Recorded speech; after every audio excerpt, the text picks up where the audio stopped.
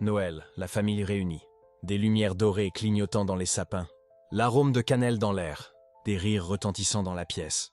Et puis, au milieu de toute cette joie, une mère regarde son fils et déclare avec une froideur tranchante « Tu ne gagnes rien. Pourquoi une mère ferait-elle cela?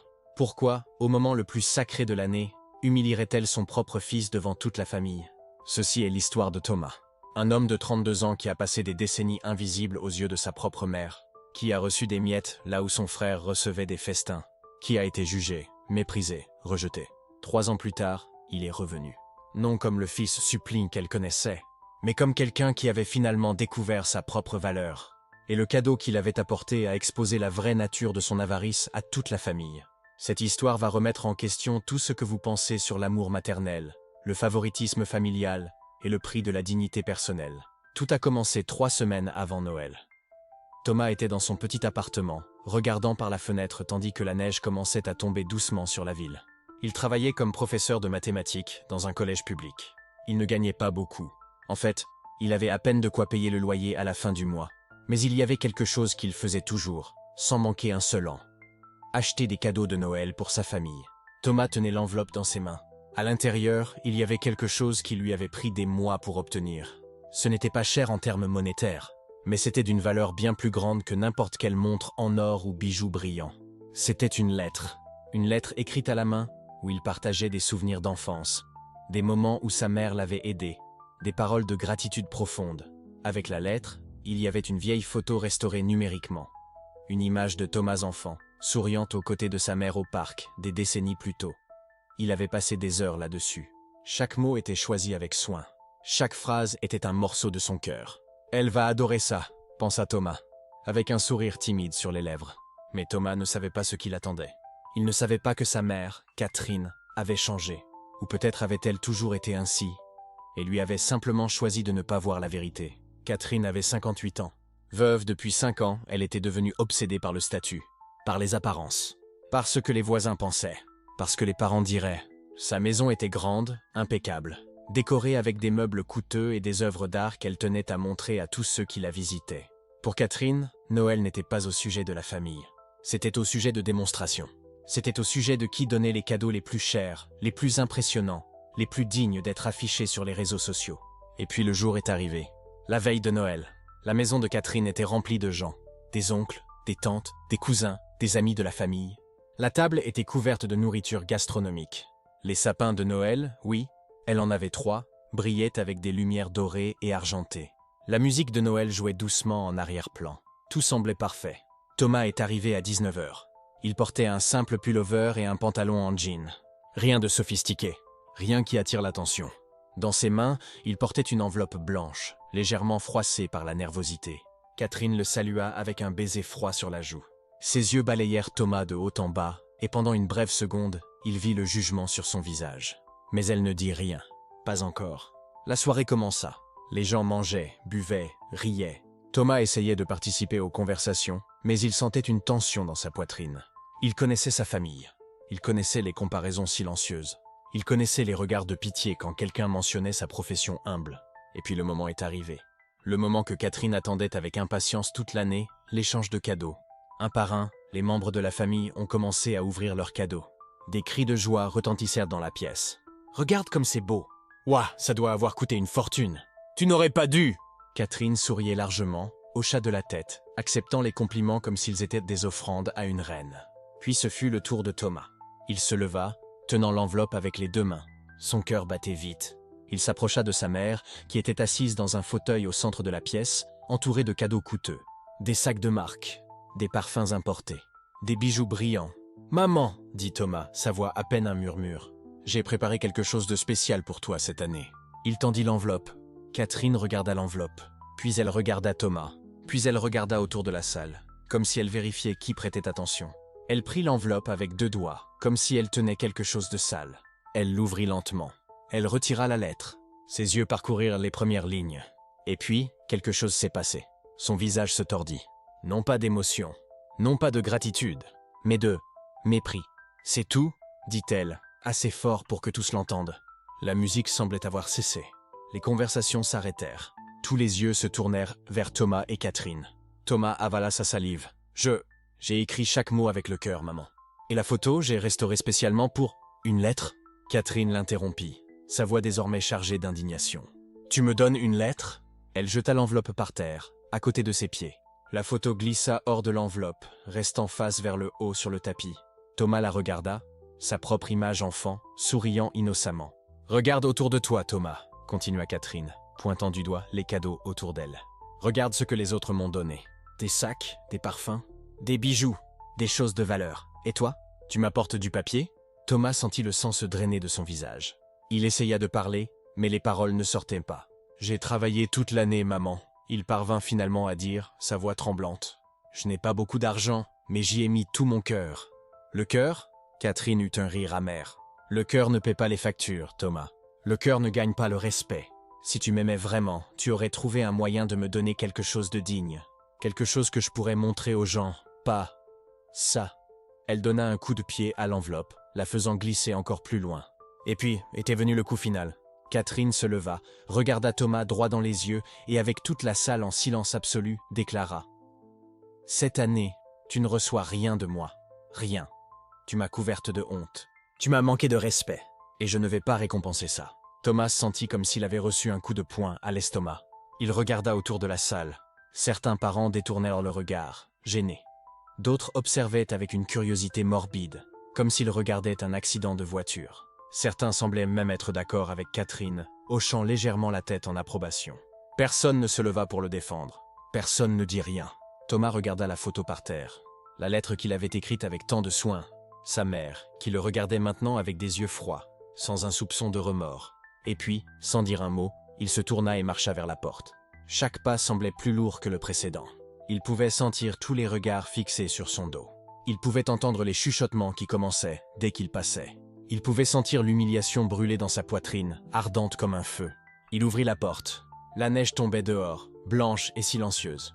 L'air froid frappa son visage, mais il pouvait à peine le sentir. Il était engourdi, vide.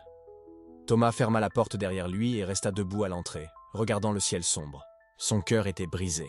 Mais quelque part, au fond de son âme, quelque chose commença à bouger. Quelque chose qui n'était pas de la tristesse. Ce n'était pas de la colère. C'était de la détermination. Car Thomas avait un secret. Un secret que sa mère ne connaissait pas. Un secret qui changerait tout. Il avait reçu un héritage 3 mois plus tôt. Un héritage considérable d'un oncle éloigné qui était décédé sans enfant. Thomas ne l'avait dit à personne.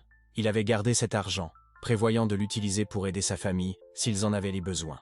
Pour soutenir sa mère si elle était en difficulté.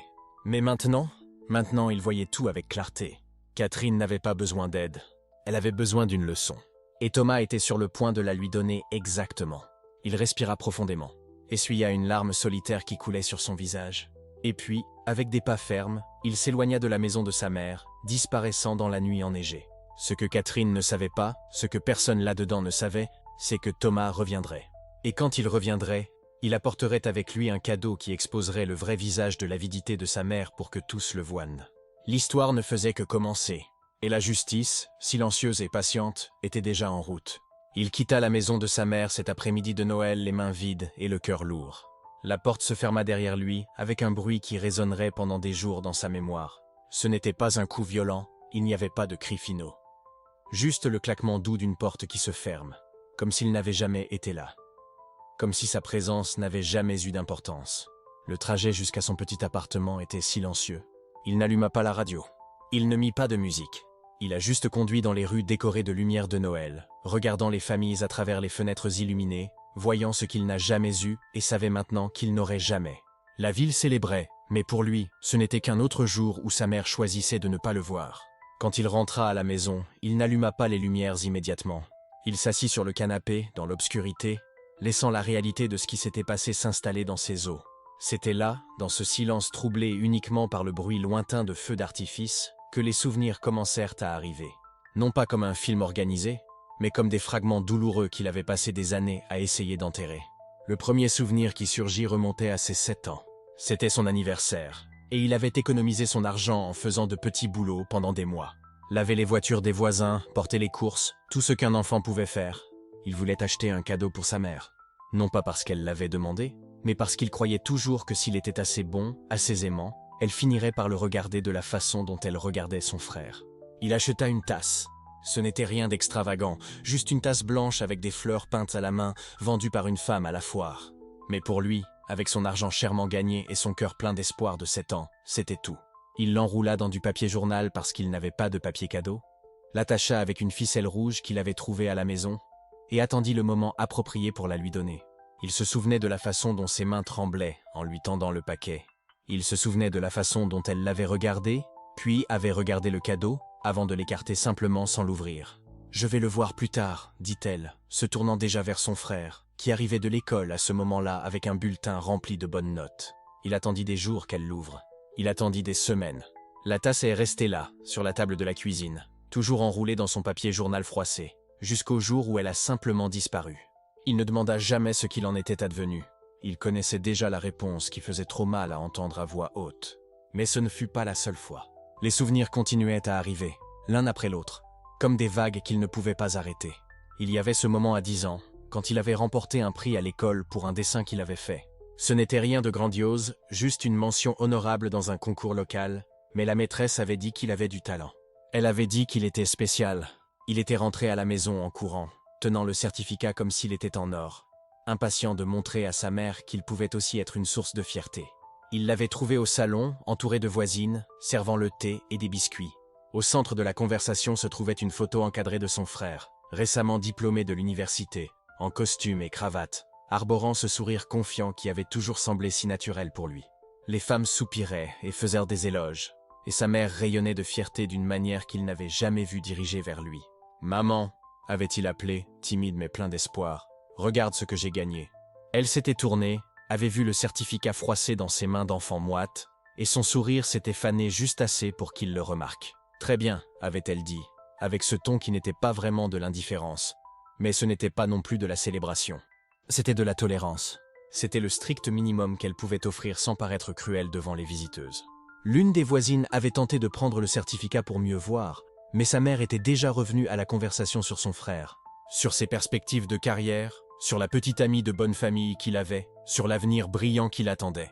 Il était resté là quelques secondes de plus, tenant son petit triomphe qui soudainement paraissait tellement insignifiant, avant de monter les escaliers vers la chambre qu'il partageait avec des boîtes de choses anciennes que personne ne voulait plus. Des années plus tard, quand il avait 16 ans, son frère avait acheté une voiture. Pas avec son propre argent, sa mère l'avait aidé, elle avait économisé, elle avait fait des sacrifices qu'elle racontait à quiconque voulait bien l'écouter. La voiture n'était pas neuve, mais elle était à lui, et la célébration avait été épique. Un petit déjeuner avait été organisé, des parents avaient été invités, des photos avaient été prises avec le frère posant fièrement à côté de son premier véhicule. Il se souvenait d'être là, à 16 ans, observant la scène de loin. Il se souvenait d'avoir pensé que, seulement quelques mois auparavant, il avait demandé de l'aide à sa mère pour acheter des manuels scolaires pour l'école. Il n'était pas cher, mais il n'avait pas l'argent, et sa réponse avait été rapide et tranchante. « Tu dois apprendre à te débrouiller seul. La vie ne donne rien gratuitement. » Mais apparemment, sa vie à elle donnait des voitures gratuitement au fils préféré. Il n'avait rien dit ce jour-là. Il n'avait pas confronté, il n'avait pas protesté, il n'avait pas pleuré. Il avait simplement observé, enregistrant une fois de plus la hiérarchie invisible, mais absolument claire de qui comptait et qui n'était qu'un fardeau à tolérer. Et son frère, qu'en dire? Le fils d'or qui pouvait tout faire correctement sans même essayer. Il était plus âgé de 3 ans, et ces 3 ans semblaient contenir toute la différence entre être aimé et être supporté. Le frère avait étudié dans de bonnes écoles, non pas parce qu'il était nécessairement plus intelligent, mais parce que la mère avait lutté pour le placer là. Il avait eu des cours particuliers quand il en avait eu besoin, tandis que le plus jeune était laissé pour se débrouiller seul. « Tu es intelligent, tu y arriveras », disait-elle, comme si la négligence pouvait se déguiser en confiance. Quand le frère avait obtenu son diplôme, il avait décroché un emploi dans une grande entreprise. La mère ne cessait de le raconter à tous, avec cette lueur dans les yeux qu'il reconnaissait si bien parce qu'elle ne lui avait jamais été dirigée. Le frère gagnait bien, conduisait une meilleure voiture maintenant, vivait dans un quartier qui faisait soupirer les voisines d'envie. Et lui, le frère cadet, était l'échec silencieux qu'elle évitait de mentionner dans les conversations sociales. Mais ce qui faisait le plus mal n'était pas seulement la préférence, c'était la cruauté désinvolte avec laquelle cette préférence était exercée. Il se souvenait d'un dîner en famille, à l'âge adulte, quand il avait mentionné une petite promotion au travail. Rien de grandiose, juste une reconnaissance de son effort, une légère augmentation qui pour lui signifiait pouvoir payer les factures avec un peu moins d'angoisse. Avant qu'il puisse finir de raconter, son frère avait interrompu pour annoncer qu'il avait acheté un appartement. La mère s'était littéralement levée de table pour l'étreindre, les larmes aux yeux, l'appelant sa fierté, sa joie, le fils qui rendait tout cela digne de la peine. Et puis elle était revenue à la table, l'avait regardé avec cette expression qu'il connaissait si bien, et avait dit « Tu vois, ton frère est un exemple. Peut-être que tu devrais lui demander comment il réussit. » À cet instant, quelque chose en lui avait commencé à mourir. Pas d'un coup, pas dramatiquement, mais comme une chandelle qui s'éteint progressivement, ne laissant que de la fumée et le souvenir qu'il y avait autrefois de la lumière. Mais ce que la mère ne savait pas, ce que personne dans cette famille ne savait, c'était que pendant qu'il était ignoré, méprisé, mis de côté comme une pièce défectueuse sur une étagère, quelque chose croissait en lui. Ce n'était pas de la colère, bien qu'il y en ait eu un peu. Ce n'était pas seulement de la résilience, bien qu'il en ait développé les couches les plus épaisses. C'était quelque chose de plus profond, plus transformateur. C'était la compréhension lente et douloureuse qu'il n'avait pas besoin de leur validation pour avoir de la valeur. C'était la conscience progressive qu'être invisible pour eux l'avait rendu libre d'une manière que son frère d'or ne le serait jamais. Sans l'approbation maternelle pour le guider, il avait appris à suivre ses propres chemins.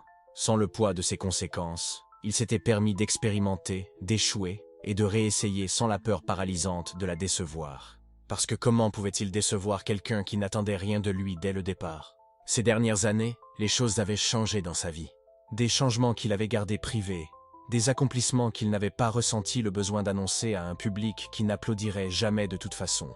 Il avait trouvé son propre chemin, avait construit quelque chose qui était entièrement le sien, sans leur aide, sans leur approbation, sans avoir besoin de rien d'eux. Il y avait un certain pouvoir dans cela, une sorte de liberté qui vient de ne rien devoir à personne. Il se souvenait encore du jour où il avait réalisé qu'il avait surpassé son frère financièrement. Non que cela importait, l'argent n'était jamais le point.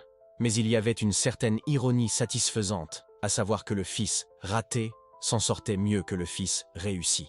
Il n'en avait parlé à personne, évidemment. Pourquoi? Pour recevoir leur scepticisme? Pour entendre comment il mentait probablement ou exagérait?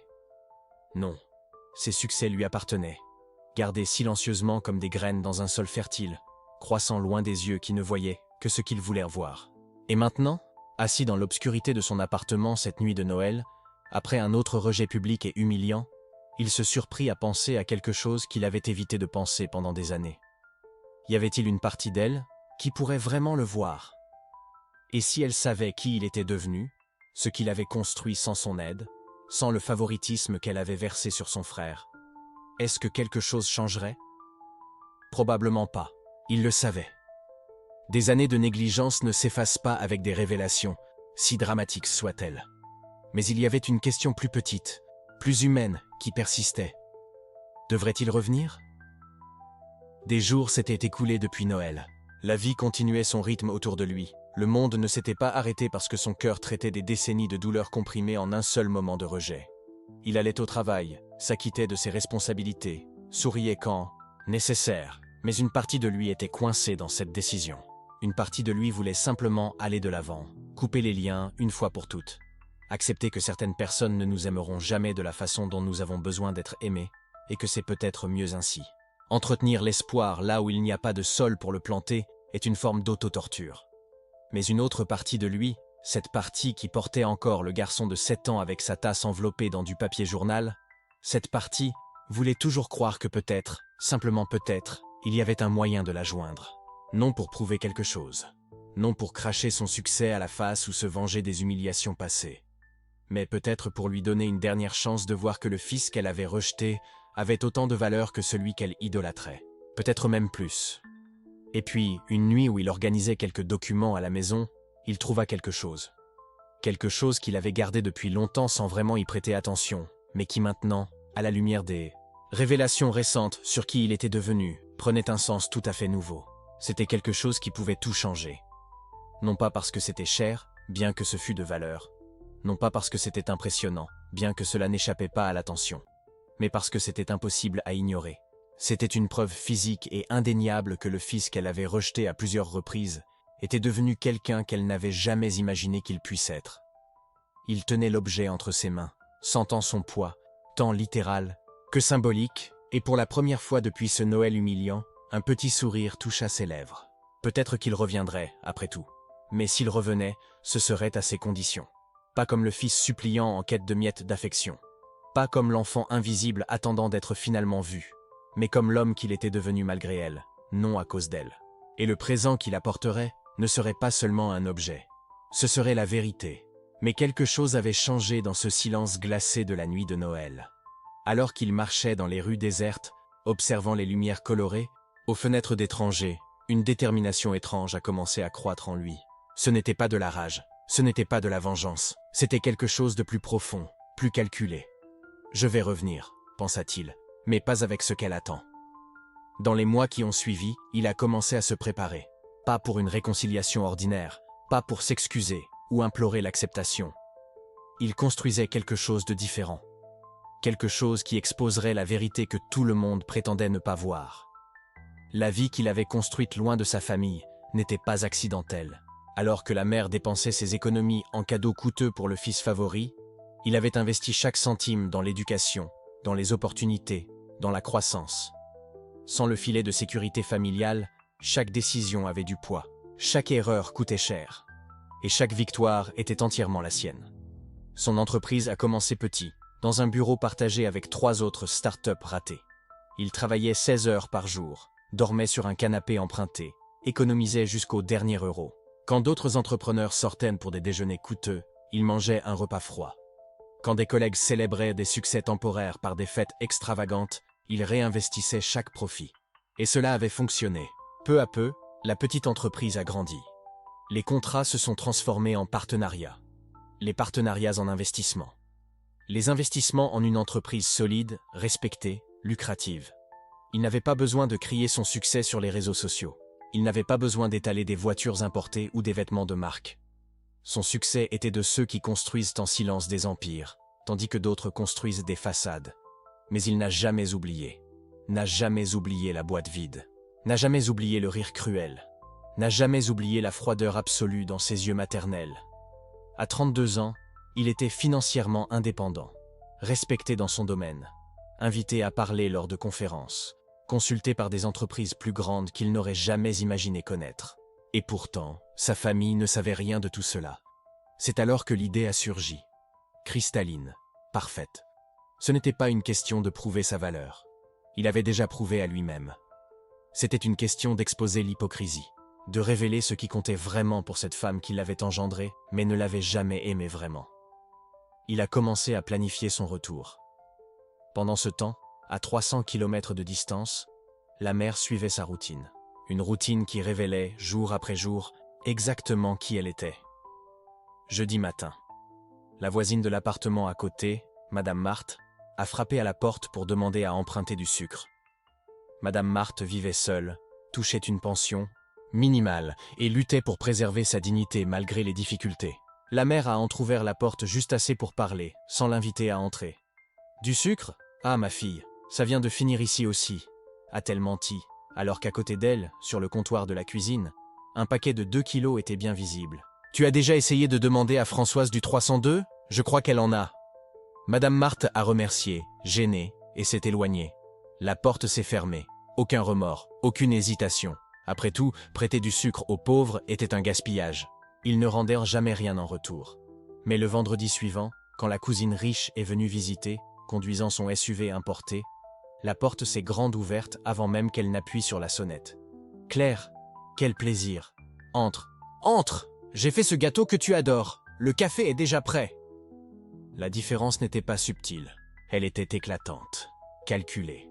La mère traitait les gens comme des actifs ou des passifs dans une feuille de calcul mental.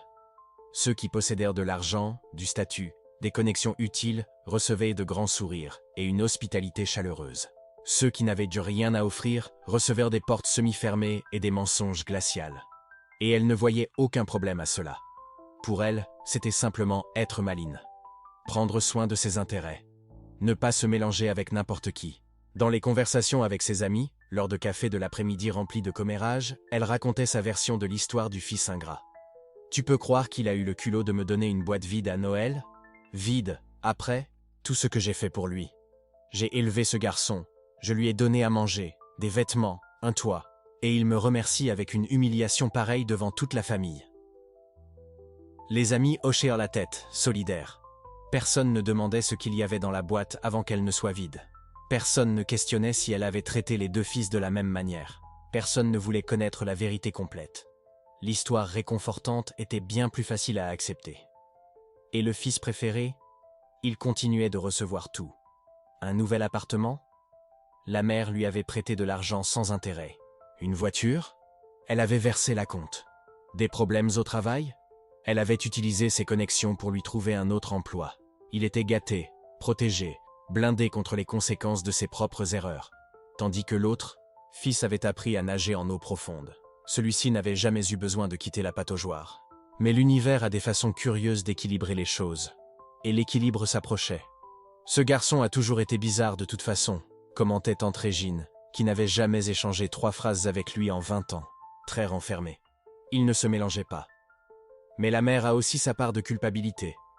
Osait dire l'oncle Robert en privé, quand la mère n'était pas là. Elle a toujours eu une préférence claire. Tout le monde voyait. On faisait simplement semblant de ne rien remarquer. La famille est la famille, pontifiquait la grand-mère, avec cette sagesse creuse que les personnes âgées utilisent parfois pour éviter de prendre parti. Le sang appelle toujours. Il va revenir. Et quand il reviendra, elle doit pardonner. C'est comme ça que ça fonctionne. Mais le pardon présuppose le repentir. Et le repentir présuppose la reconnaissance de l'erreur. Et la reconnaissance de l'erreur présuppose l'humilité. Or, l'humilité était une ressource rare dans cette dynamique familiale. La pression sociale a commencé à se former. Lors des réunions de famille, son nom était évité comme s'il était maudit. Son absence était un fantôme présent. Un vide que tous ressentaient, mais que personne ne nommait. Il y avait une attente non dite, qu'il réapparaisse enfin, la tête baissée, implorant le pardon, cherchant à se réintégrer au clan. Car c'était ainsi que les choses fonctionnaient. Le fils rebelle revient toujours repentant. La mère pardonne toujours. La famille se réunit toujours. C'était le scénario culturel attendu, le récit que tout le monde connaissait. Mais ce fils écrivait un scénario différent. Août est arrivé, et avec lui, la nouvelle que personne n'attendait.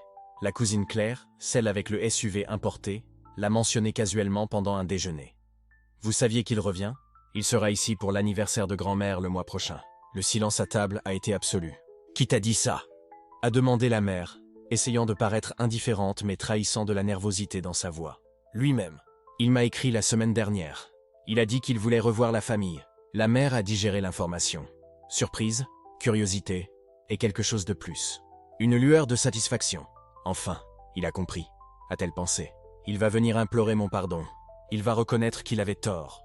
Il va reprendre sa place. Mais il y avait un détail étrange dans le message que Claire avait reçu. Un détail qu'elle n'avait pas mentionné immédiatement, mais qui l'intriguait. Il avait dit qu'il apporterait un cadeau. Un cadeau spécial pour la mère. Quelque chose qui va tout changer, avaient été ses paroles exactes. La nouvelle s'était propagée dans la famille comme un feu dans les herbes sèches. Il revenait, et il apportait un cadeau. Est-ce qu'il a gagné à la loterie? Spéculait la tante Régine. Peut-être qu'il a trouvé un bon emploi et veut le partager, risquait l'oncle Robert. Peu importe ce qu'il apporte, déclara la mère avec autorité affectée. S'il vient avec une véritable humilité, c'est déjà suffisant. La famille ne s'achète pas avec des cadeaux. L'ironie de cette déclaration lui échappait complètement. Les semaines suivantes furent tendues. La mère oscillait entre le dédain public, je ne m'en préoccupe même pas, et la curiosité privée, vérifiant compulsivement son téléphone, attendant un message de lui. Qu'aurait-il pu apporter? De l'argent? Improbable, il n'en avait jamais eu beaucoup. Un objet cher? Mais avec quelles ressources? Qu'aurait-il pu apporter? De l'argent? Improbable, il n'en avait jamais eu beaucoup. Un objet cher? Mais avec quelles ressources? Une demande d'excuses élaborée? C'était probable, mais il avait spécifiquement mentionné « cadeau ». La curiosité était une démangeaison qu'elle ne pouvait pas arrêter de se gratter. Et puis il y avait l'anniversaire de grand-mère. La famille entière se réunirait. Des oncles, des cousins, des neveux. Ce serait la scène parfaite. Un public assuré. Des témoins de sa réconciliation triomphale éventuelle, de son retour au statut de mère magnanime qui pardonne au fils ingrat. Elle avait même acheté une nouvelle robe pour l'occasion. Elle voulait être impeccable pour ce moment. L'après-midi du vendredi, la veille de la fête, il appela. « Maman !» Sa voix était différente, plus ferme, plus mûre, sans l'hésitation habituelle. « Je vais arriver demain à 3 heures. J'ai quelque chose pour toi. »« C'est bien, mon fils. C'est bien que tu sois revenu à la raison. » Silence sur la ligne. Et puis, à demain. Il raccrocha avant qu'elle ait le temps de répondre. Cette nuit-là, pendant que la maison dormait, il revisait ses plans une dernière fois. Le cadeau était prêt, emballé, attendant le moment opportun. Ce n'était pas de l'argent. Ce n'était pas un bijou. Ce n'était pas une voiture, ni un appartement, ni rien qui pouvait être converti en valeur monétaire. C'était quelque chose de beaucoup plus précieux.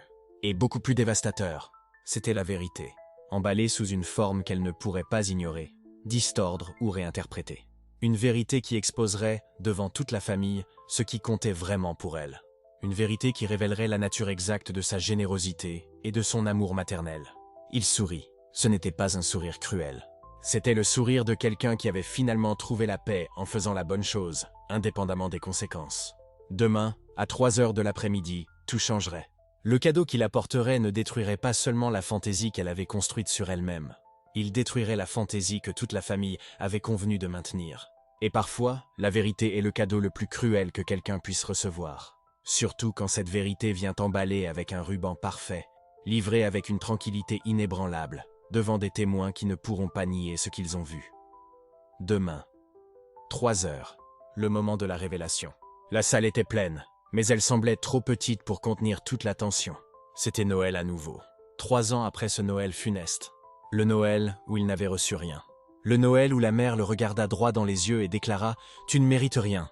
Mais maintenant tout était différent. La famille était réunie.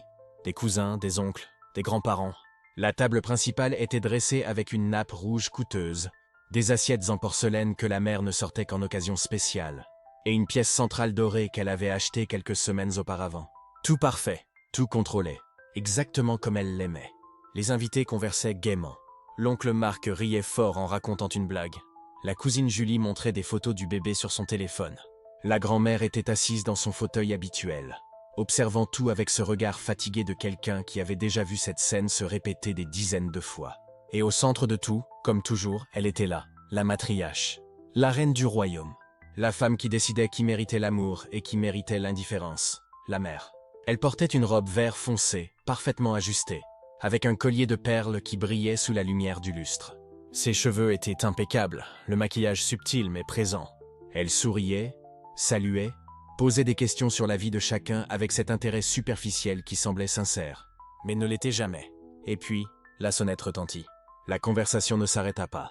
Personne ne semblait vraiment faire attention. Après tout, il y avait encore des gens à venir. Mais la mère s'arrêta. Pendant une fraction de seconde, quelque chose passa sur son visage. Quelque chose qu'elle essaya de cacher rapidement derrière le sourire affecté. Mais c'était trop tard. Il avait vu. « Je vais ouvrir », dit la plus jeune sœur, se levant du canapé.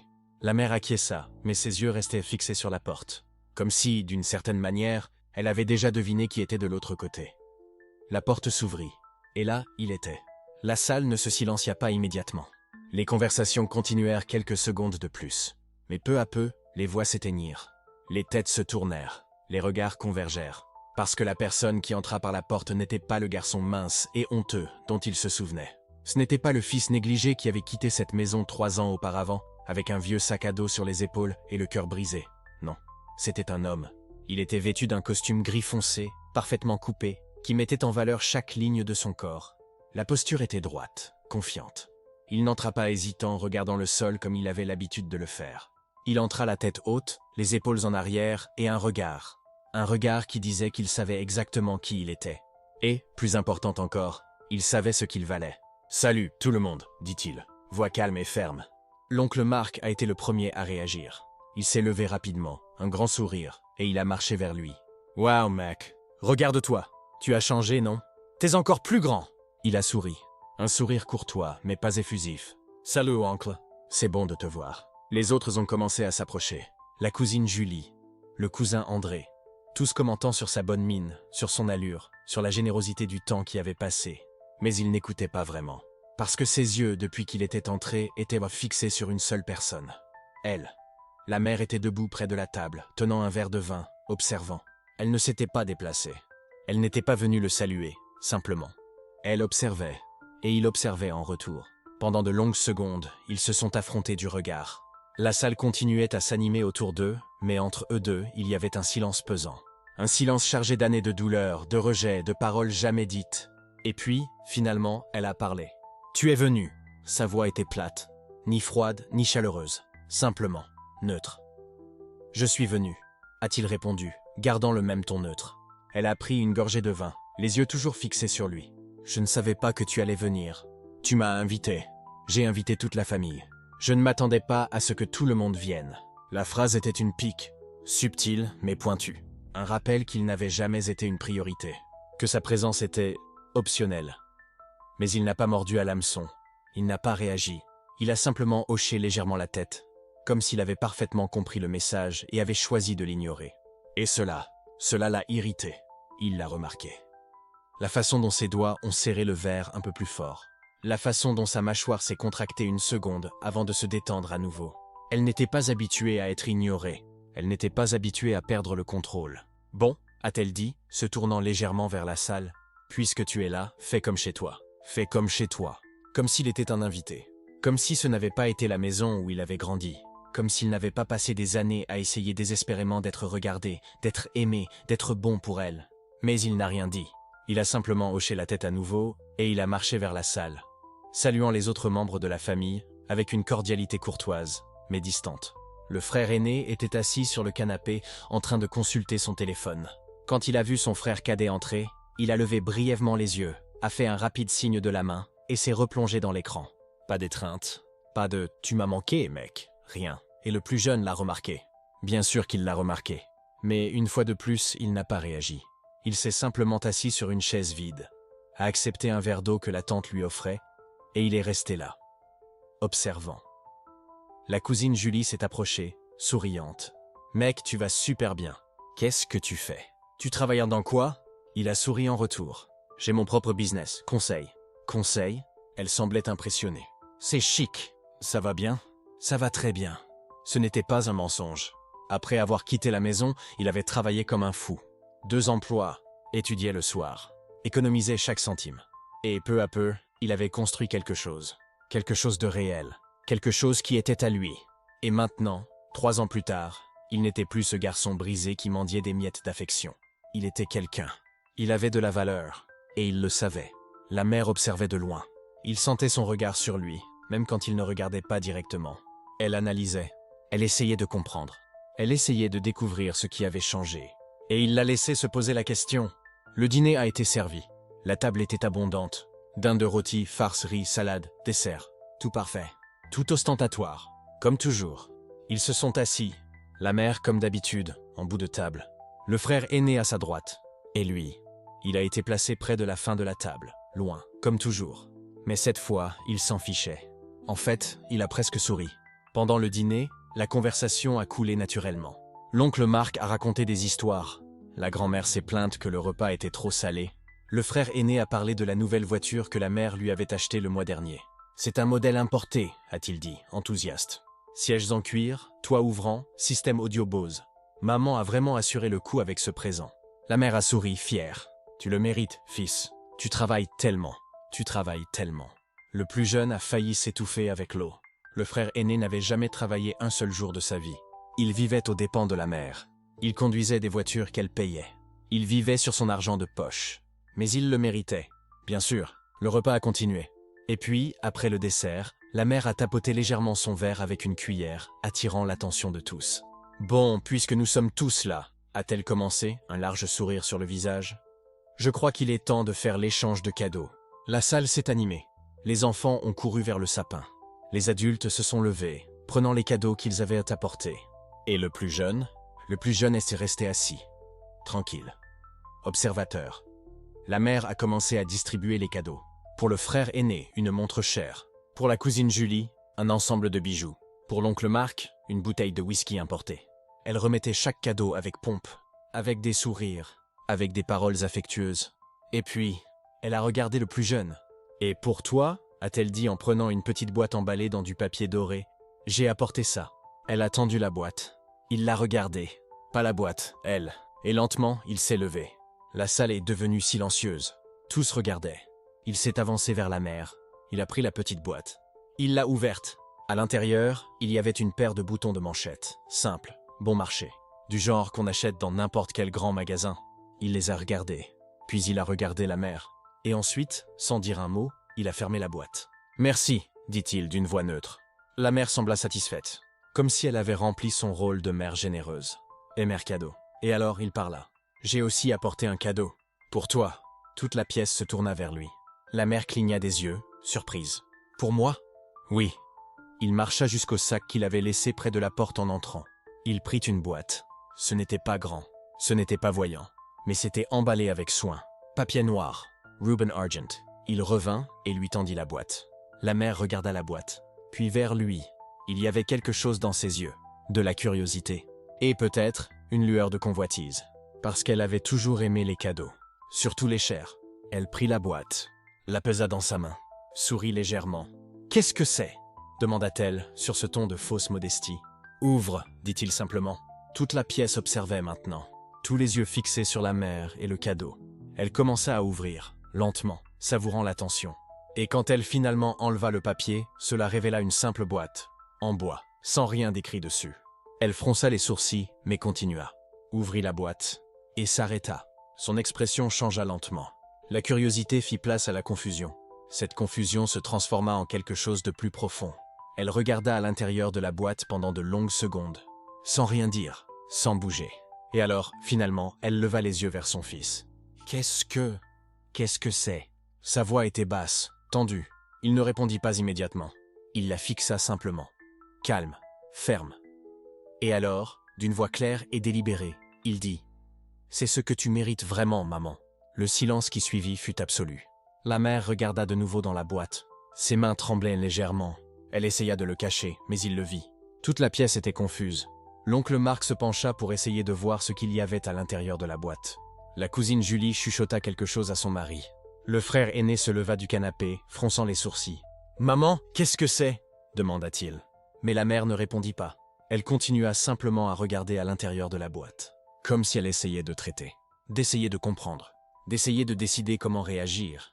Et le fils cadet, il resta simplement là, debout, observant, parce que c'était le moment qu'il avait planifié, le moment qu'il avait attendu pendant 3 longues années, le moment où la vérité, enfin, viendrait à la surface. La mère ferma la boîte brusquement. Le son résonna dans la pièce. Elle le regarda et pour la première fois, il vit quelque chose qu'il n'avait jamais vu avant dans ses yeux. Peur. Pas colère. Pas mépris. Peur. « Tout le monde, dit-elle d'une voix tendue mais contrôlée. Pourriez-vous nous laisser 1 minute » La famille hésita. Personne ne voulait partir. Tout le monde voulait savoir ce qui se passait exactement. Mais son autorité pesait encore. Lentement, à contre-cœur, les gens commencèrent à se lever, à quitter la pièce, à donner une intimité, jusqu'à ce qu'il ne reste que les deux, mère et fils. Elle le fixa. Il la fixa en retour. Et alors, d'une voix basse et tremblante, elle demanda « Comment tu as su ?» Il ne répondit pas, parce que la question elle-même était la confession. Et maintenant la véritable confrontation commencerait. La pièce était dans un silence complet. Ce genre de silence qui vient après une révélation si choquante que personne ne sait vraiment quoi dire. Le cadeau était toujours dans les mains de la mère, une simple boîte. Mais ce qu'il y avait dedans avait le poids d'une bombe. Elle regarda la boîte, puis vers son fils, puis de nouveau vers la boîte. Ses doigts tremblaient légèrement, et pour la première fois depuis son arrivée, elle semblait véritablement sans parole. « Qu'est-ce que c'est » Sa voix sortit rauque, presque inaudible. Il ne répondit pas immédiatement. Il resta simplement là, debout, avec ce calme terrifiant de quelqu'un qui avait finalement toutes les cartes sur la table. Ses yeux ont parcouru la pièce. Les tantes et les oncles encore figés, le frère cadet qui regardait confus, la grand-mère tenant la tasse de café dans l'air, comme si elle avait oublié qu'elle existait. Et alors, il parla. « Ça, maman, dit-il, pointant vers la boîte, c'est un reçu, un enregistrement complet de tous les dons que j'ai faits au cours des 3 dernières années. Hôpitaux pour enfants, refuges pour sans-abri, organisations caritatives pour familles dans le besoin. Tout est là, date, montant, justificatif. » Elle cligna des yeux. 1 fois, 2 fois, comme si les paroles n'avaient pas de sens. « Tu m'offres un reçu? Comme cadeau de Noël? » « Non. » Il secoua la tête lentement. « Je vais te montrer où l'argent est allé. Celui que tu as toujours cru que je gaspillais. L'argent que tu as dit que je ne savais jamais gérer. L'argent que, selon toi, j'aurais dû utiliser pour faire quelque chose d'utile dans la vie. » Tante Marthe, qui était assise à gauche, laissa échapper un petit soupir. Tante Béatrice se pencha en avant, les yeux grands ouverts, clairement désireuse d'entendre chaque parole. La mère ouvrit la bouche, la ferma, l'ouvrit de nouveau. « Je ne comprends pas ce que tu essaies de... » « Laisse-moi mieux expliquer alors. » Il fit un pas en avant, non pas de manière agressive, mais ferme, déterminé. « Tu as toujours dit que j'étais égoïste, que je ne pensais qu'à moi-même, que je ne contribuais à rien, que j'étais une déception. Chaque mot était précis, exact. une liste d'accusations qu'il avait portées pendant des années. « Mais la vérité, continua-t-il, c'est que pendant que tu étais ici, à accumuler des choses, à juger les gens par ce qu'ils avaient, par la valeur des cadeaux qu'ils apportaient, par la taille de leur maison, j'étais de l'autre côté de la ville, et dans les familles qui n'avaient même pas où dormir. » L'oncle Robert se racla la gorge, mal à l'aise, mais ne détourna pas le regard. « J'ai donné plus d'argent à la charité ces 3 dernières années que tu n'en as dépensé en toutes ces décorations chères et ces dîners extravagants pour impressionner des gens que, au fond, tu n'aimes même pas. » C'était comme s'il avait jeté un seau d'eau froide dans toute la salle, parce que ce n'était plus seulement sur lui, c'était sur tous, sur les valeurs que cette famille avait construites, sur les priorités déformées, sur la superficialité que tous, d'une certaine manière, avaient normalisée. Et la mère, elle commençait à trembler, pas encore de rage, mais quelque chose de plus profond. De la honte? Du choc? Peut-être les deux. Ah, et toi? Elle regarda l'enveloppe à nouveau, comme si c'était un objet étrange qu'elle ne savait pas comment tenir. « Tu fais ça pour m'humilier? C'est ça? Tu es revenu ici juste pour m'embarrasser devant tout le monde? » « Non, maman. » Sa voix devint plus douce, mais pas moins ferme. « Je suis revenu parce que j'avais encore l'espoir que tu puisses voir. Voir qu'il existe quelque chose de plus important que l'argent. Plus important que les apparences. Plus important qu'impressionner des étrangers. » Il fit une pause, respira profondément. « Je suis revenu parce que malgré tout, je t'aime encore. Et je voulais te donner la chance de réaliser combien tu as perdu en valorisant des choses, au lieu de personne. » Et c'est à ce moment-là, exactement à 44 minutes de cette réunion familiale surréaliste, que quelque chose s'est produit. La grand-mère posa la tasse sur la table avec un bruit sec. Elle se leva lentement, s'appuyant sur sa canne. Tous les yeux se tournèrent vers elle. Il a raison. Sa voix était faible, mais ferme.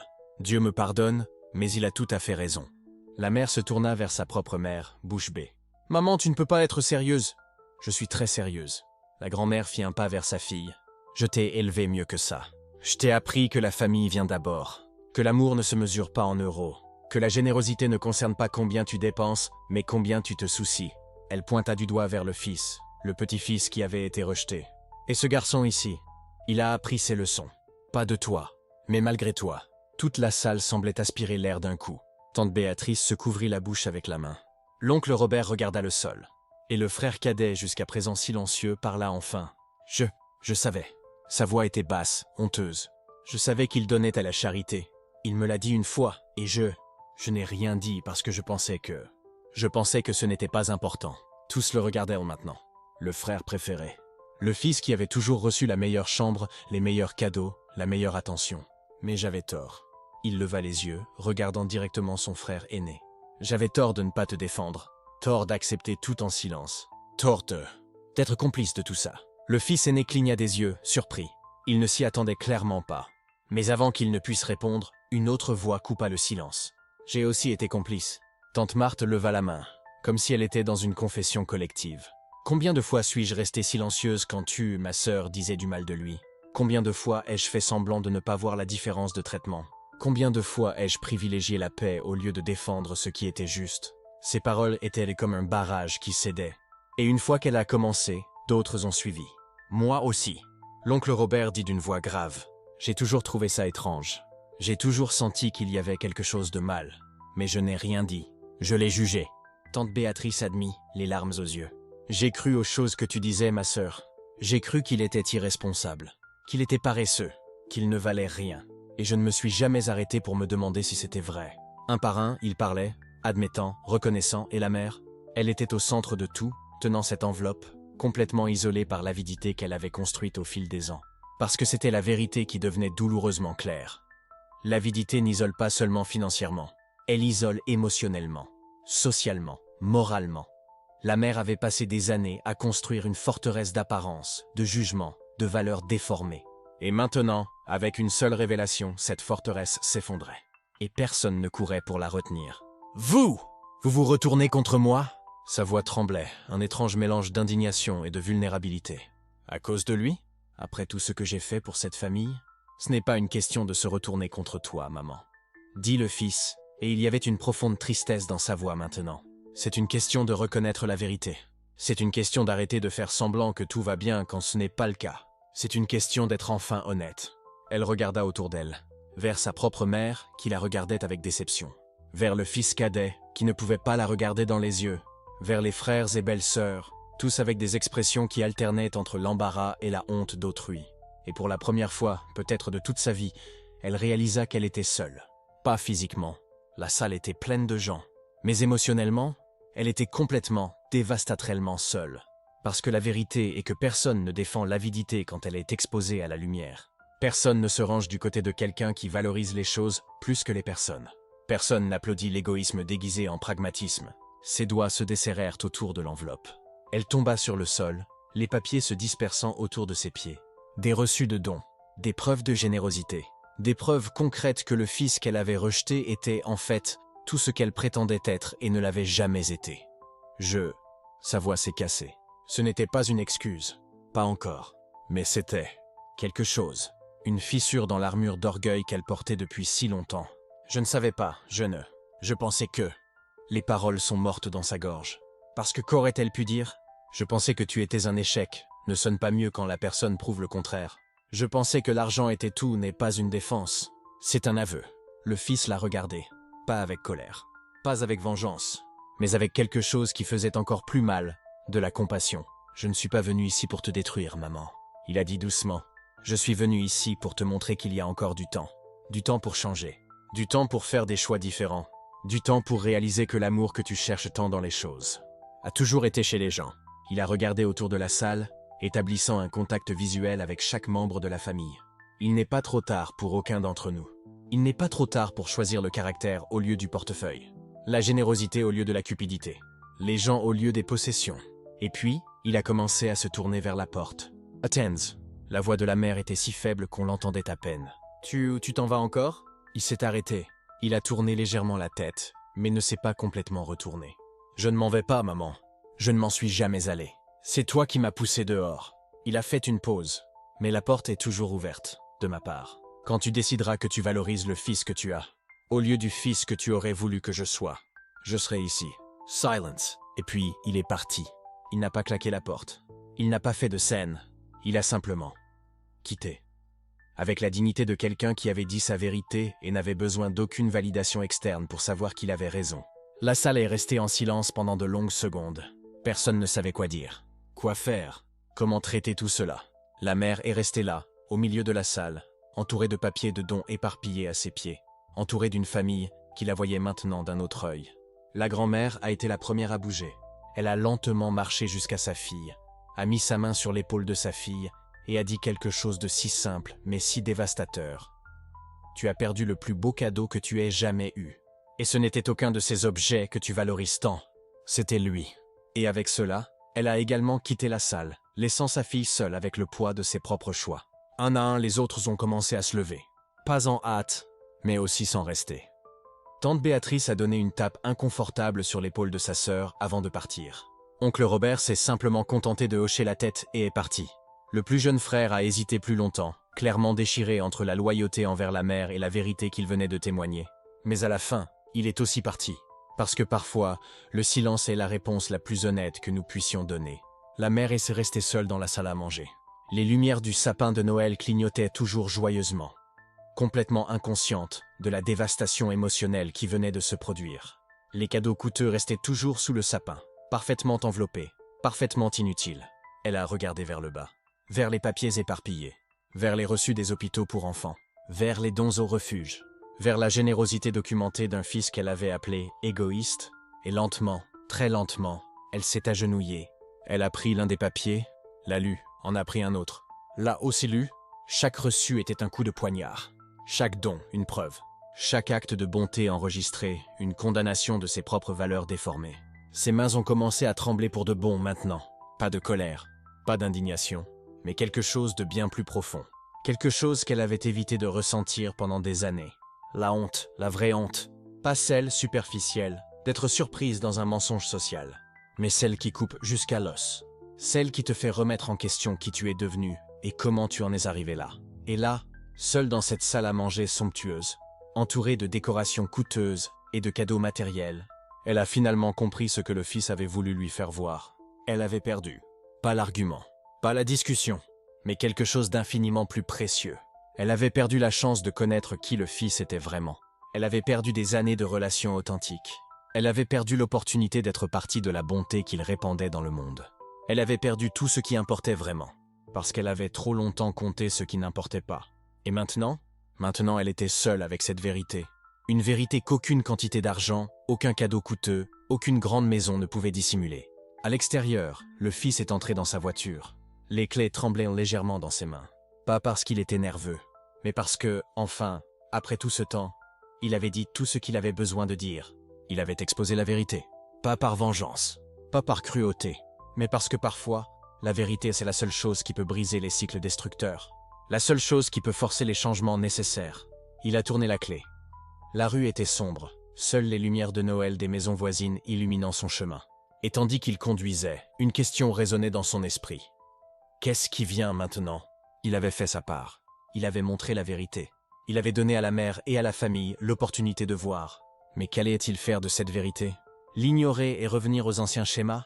Se défendre et justifier? Ou allait-il enfin changer? Il ne savait pas. Et, d'une certaine façon, ce n'était plus entre ses mains. Il avait planté la graine.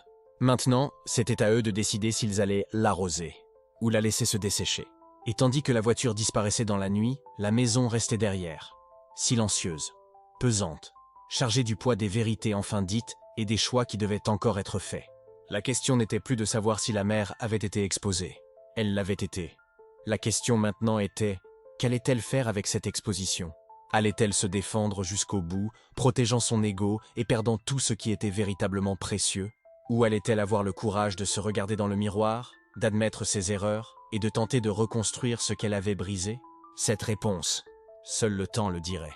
Mais une chose était certaine, rien ne serait comme avant. L'avidité avait été exposée, le caractère avait été révélé, et la famille avait été témoin de tout. Et finalement, la justice n'était pas venue avec des cris ou de la violence. Elle était venue avec quelque chose de beaucoup plus puissant, la vérité, simple, dévastatrice, indéniable, la vérité. Dans les semaines qui ont suivi cette nuit transformatrice, deux vies ont commencé à parcourir des chemins radicalement différents. Comme deux rivières nées de la même source, mais destinées à des mers opposées, la mère et le fils se mouvaient dans des réalités qui, bien qu'elles partagent le même monde physique, habitaient des univers moraux complètement distincts, la vérité. Dans les semaines qui ont suivi cette nuit transformatrice, deux vies ont commencé à parcourir des chemins radicalement différents. Comme deux rivières nées de la même source, mais destinées à des mers opposées, la mère et le fils se mouvaient dans des réalités qui, bien qu'elles partagent le même monde physique, habitaient des univers moraux complètement distincts. La mère est restée dans sa grande maison, entourée des mêmes meubles luxueux, des mêmes rideaux de velours, des mêmes objets qu'elle avait toujours accumulés comme des trophées d'une vie réussie. Mais quelque chose avait changé dans la texture de cet espace. Le silence qui remplissait les pièces avait maintenant un poids différent. Ce n'était plus le silence confortable de l'autorité incontestée, mais quelque chose de plus dense, plus lourd, presque suffocant. Les premières semaines ont apporté de petites fissures dans sa routine soigneusement construite. La voisine qui avait l'habitude de la visiter pour le café de l'après-midi a annulé avec une vague excuse sur des engagements familiaux. La belle-sœur qui louait toujours son bon goût a commencé à répondre à ses messages avec un délai croissant. Des réponses de plus en plus courtes, jusqu'à ce qu'elle s'arrête complètement. Au début, elle a rejeté ces signaux comme des coïncidences temporaires. Les gens deviennent occupés, les familles ont leur propre drame, la vie suit son cours naturel. Mais quand est arrivé le moment de l'anniversaire de son petit-fils, le fils de l'un de ses autres enfants, et qu'elle s'est rendue compte que la fête aurait lieu sans même qu'elle soit informée du lieu, la réalité a commencé à s'infiltrer par les fissures de son déni. La réunion familiale du mois suivant a été particulièrement révélatrice. Elle est arrivée comme elle arrivait toujours, s'attendant à ce que les regards se tournent vers elle, que l'environnement se réorganise autour de sa présence. Mais les salutations ont été polies et distantes, comme si elle était une invitée formelle et non la matriarche de la famille. Les conversations coulaient autour d'elle sans vraiment l'inclure, comme l'eau contournant une pierre au milieu du fleuve. Sa fille préférée, celle qui avait toujours été à ses côtés, montrait des signes d'inconfort qui n'existaient pas avant. Elle s'asseyait toujours près de sa mère, défendait toujours ses choix quand quelqu'un osait les remettre en question subtilement, mais il y avait une tension nouvelle dans ses épaules, une façon dont ses yeux évitaient le contact prolongé, comme si porter cette loyauté était devenu un poids visible. Pendant le dîner, quand quelqu'un a mentionné en passant le nom du fils qu'elle avait expulsé, « J'ai entendu dire qu'il a eu cette énorme promotion, vous le saviez ?» La table entière s'est remplie d'un silence tendu. Mais ce n'était pas le silence de ceux qui craignent de déplaire à la matriarche. C'était quelque chose de différent. C'était le silence de ceux qui savent exactement ce qui s'est passé et choisissent, consciemment, de ne pas valider sa version des événements. Elle a tenté de changer de sujet avec son autorité habituelle, mais sa voix a sonné étrangement faible dans cet espace. Et pour la première fois en décennies, elle s'est rendue compte que sa parole n'avait plus le pouvoir d'arrêter les conversations, de définir les vérités, de façonner la réalité familiale selon sa volonté. La richesse matérielle restait intacte. Son compte bancaire continuait à être robuste. Ses investissements rendaient comme toujours. Sa maison maintenait la même valeur marchande. Mais il y avait une pauvreté qui grandissait aux bordures de sa vie.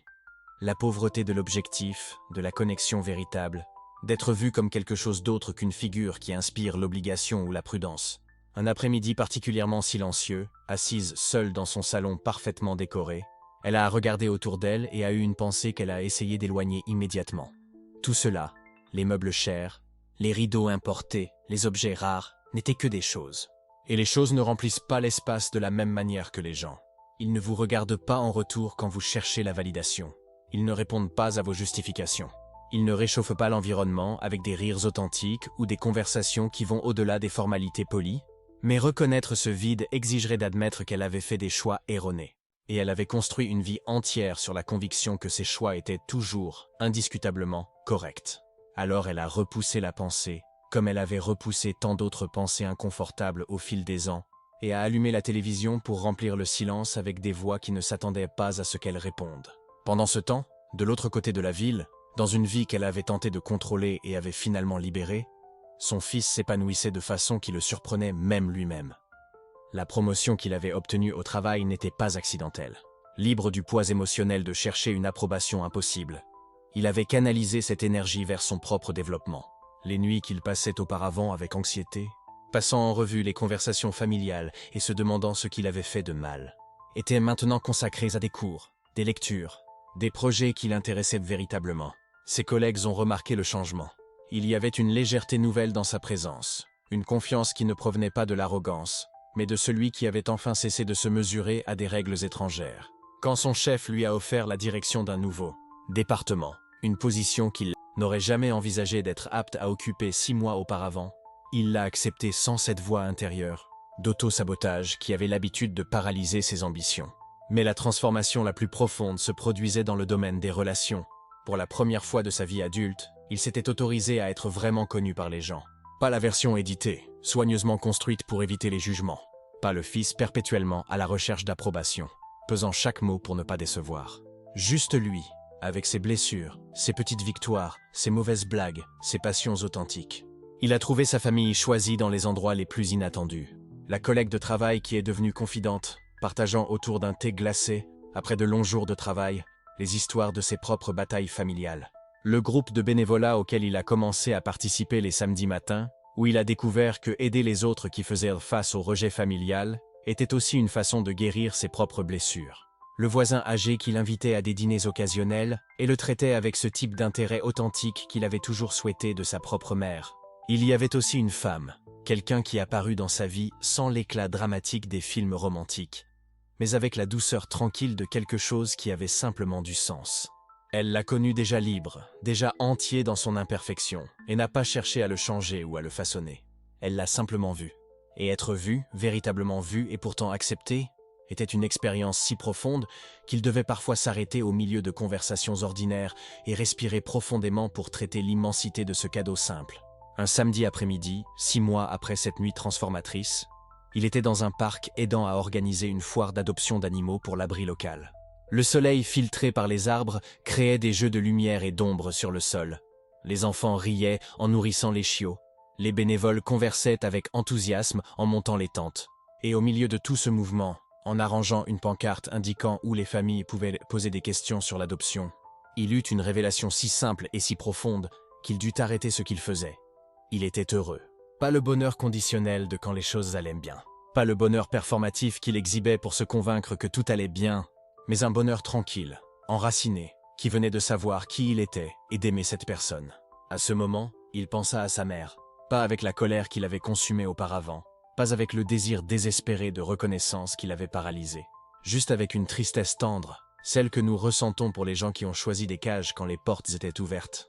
Et puis la pensée passa, comme un nuage traversant le ciel, et il retourna au travail, au rire des bénévoles autour de lui, à la vie qu'il construisait de ses propres mains. De retour au scénario familial plus large, les membres de la famille faisaient leur propre choix sur la façon de traiter ce qu'ils avaient témoigné cette nuit-là de confrontation. Certains, en particulier les plus jeunes, ont commencé à remettre en question les récits qu'ils acceptaient auparavant sans réflexion. Si la matriarche pouvait se tromper autant sur le caractère d'un fils, quoi d'autre pourrait être déformé dans les histoires familiales qu'il prenait comme vérité absolue? L'un des frères, celui qui était resté dans un silence inconfortable pendant ce dîner fatidique, appela finalement. La conversation était hésitante au début. Des décennies de dynamique familiale ne se défont pas facilement. Mais il y avait une reconnaissance dans cet appel, une excuse non formulée qui venait à travers le simple choix de composer le numéro, de tendre le pont. « Je savais que c'était mal », admit-il dans une confession qui coûta des années de courage accumulé. Mais c'était plus facile de suivre son courant que de faire face à la tempête. « Cela me rend lâche, je le sais. »« Cela te rend humain, » répondit le fils, qui connaissait intimement le poids de décevoir la matriarche. « Et cela te rend courageux maintenant. C'est ce qui compte. » La fille préférée de la mère prit plus de temps. Elle avait tant investi dans le fait d'être la fille parfaite, en maintenant la loyauté envers la mère comme pilier central de son identité, que remettre en question cette fondation semblait menacer toute la structure de qui elle était. Mais les fissures commençaient à apparaître. Quand son propre fils a demandé pourquoi l'oncle ne venait plus aux fêtes en famille, elle n'a pas pu formuler une réponse qui avait du sens moral quand elle était énoncée à haute voix devant un enfant. Grand-mère et lui ont eu un désaccord, sonné vide. Il a déçu la famille était clairement faux quand tout le monde savait qu'il n'avait rien fait d'autre que de ne pas pouvoir acheter des cadeaux coûteux. C'était son mari, dans une conversation délicate une nuit après avoir mis les enfants au lit, qui finalement a verbalisé ce qu'elle avait esquivé. Vous n'avez pas besoin de choisir entre votre mère et votre frère, mais vous devez choisir quel type de personne vous voulez être. Quel type d'exemple voulez-vous donner à nos enfants sur la loyauté, sur la justice, sur l'amour? Son choix final était encore à venir. Mais pour la première fois, elle envisageait qu'il y avait peut-être un choix à faire, que la loyauté aveugle n'était pas une vertu quand elle servait l'injustice. Et ainsi, l'écosystème familial se réorganisait. Non dramatiquement, comme des effondrements dans les films, mais lentement, imperceptiblement, comme des plaques tectoniques se déplaçant de millimètres par jour jusqu'au jour où vous réalisez que tout le paysage a changé. La matriarche qui gouvernait autrefois d'une main de fer se retrouvait maintenant dans une sorte d'exil volontaire, entourée de richesses matérielles, mais loin de la richesse relationnelle qui soutient véritablement une vie. Le fils qu'elle avait expulsé pour ne savoir montrer son amour que par des cadeaux coûteux découvrait que le vrai cadeau de cette nuit n'avait pas été le kit de survie qu'il avait apporté pour éveiller les consciences. Le vrai cadeau avait été sa propre libération. La liberté d'arrêter de se plier en quête d'une approbation qui ne viendrait jamais. La permission de construire une vie basée sur ses propres valeurs, pas sur les attentes d'autrui façonnées par un matérialisme vide. La reconnaissance profonde que sa valeur en tant que personne ne dépendait pas de comptes bancaires, de cadeaux coûteux, ou de la validation de celui qui avait choisi de voir la valeur uniquement dans ce qui pouvait être tarifé. Et il découvrait jour après jour que cette liberté valait plus que tous les cadeaux luxueux qu'il ne recevrait jamais. Et ainsi, comme le racontent les histoires anciennes quand elles veulent transmettre la sagesse à travers les générations, on apprend que tout or qui brille ne nourrit pas l'esprit. La mère qui avait échangé la connexion pour la possession découvrait que les grandes maisons deviennent terriblement vides quand elles ne sont remplies que de choses. Que l'autorité non conquise par le respect authentique n'est que du pouvoir emprunté, toujours à un pas d'être révoqué quand les gens trouvent enfin le courage de dire non. Le fils qui avait refusé de mesurer sa valeur avec la règle distordue d'autrui découvrait quelque chose qu'aucune richesse matérielle ne pourrait acheter. La paix qui vient de regarder dans le miroir et de reconnaître celui qui vous regarde. De savoir que les personnes dans sa vie sont là parce qu'elles choisissent d'être, pas parce que l'obligation familiale les enchaîne. L'histoire nous rappelle, comme le font les meilleures histoires, une vérité que nos ancêtres connaissaient bien, le caractère survit quand l'or se dissout, la dignité propre pèse plus que l'approbation achetée avec la soumission.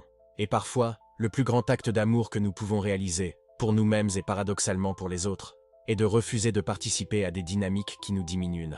Le kit de survie qu'il avait apporté cette nuit de Noël habitait maintenant une place symbolique dans sa mémoire. Ce n'était plus une question de l'objet en soi, ses barres de céréales et bouteilles d'eau. C'était une question de ce que ce geste représentait. Le moment où il avait arrêté de prétendre que des miettes étaient des festins. Le moment où il avait choisi la dignité plutôt que le désespoir. 2 ans après cette nuit transformatrice, par un après-midi ordinaire du printemps qui n'avait rien de spécial, sauf d'être parfaitement banal, il était sur sa petite véranda lisant un livre. Pas une véranda luxueuse avec vue sur des jardins élaborés. Juste un espace simple avec quelques plantes en pot qu'il s'occupait lui-même, une chaise confortable qu'il avait achetée en solde, une tasse de café qui refroidissait oubliée à côté, tandis qu'il se perdait dans les pages.